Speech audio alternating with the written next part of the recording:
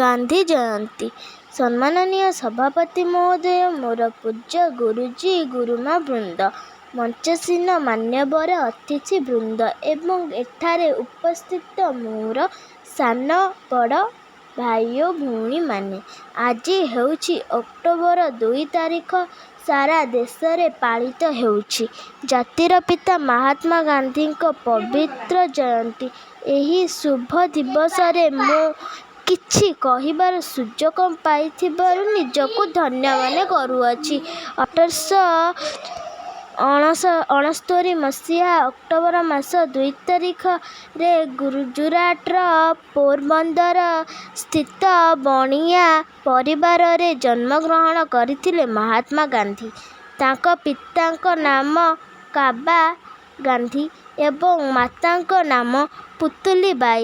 ମହାତ୍ମା ଗାନ୍ଧୀଙ୍କର ପୂରା ନାମ ମୋହନ ଦାସ କରମଚାନ୍ଦ ଗାନ୍ଧୀ। ବଡ଼ ଲାଜକୁଳା ସ୍ୱଭାବର ଥିଲେ। ପିଲାଦିନେ ଗାନ୍ଧୀଜୀ ସୂଚନାଯୋଗ୍ୟ ପିଲାଦିନେ ଶ୍ରବଣ କୁମାର ଏବଂ ହରିଶ୍ଚନ୍ଦ୍ର ନାଟକ ତାଙ୍କ ଉପରେ ପ୍ରଭାବ ପକାଇଥିଲା। ଉକ୍ତ ଚରିତ୍ର ଅନୁଯାୟୀ ସତ୍ୟ, ନ୍ୟାୟବନ୍ତ, ତ୍ୟାଗୀ ଏବଂ କର୍ତ୍ତବ୍ୟନିଷ୍ଠ ବ୍ୟକ୍ତି ହେବେ ବୋଲି ସେ ସ୍ଥିର କରିଥିଲେ। ମହାତ୍ମା ଗାନ୍ଧୀ ମାତ୍ର 13 ବର୍ଷ ବୟସରେ ବିବାହ କରିଥିଲେ କସ୍ତୁରବାଙ୍କ।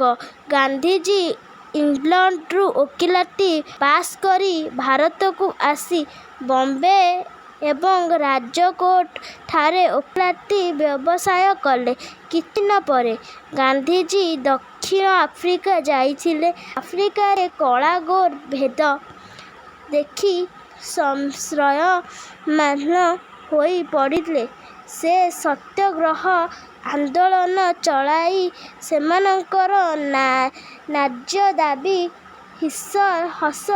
ହାସଲ କରାଇ ପାରିଥିଲେ। ଜୟ ଜଗନ୍ନାଥ, ଜୟ ହିନ୍ଦ।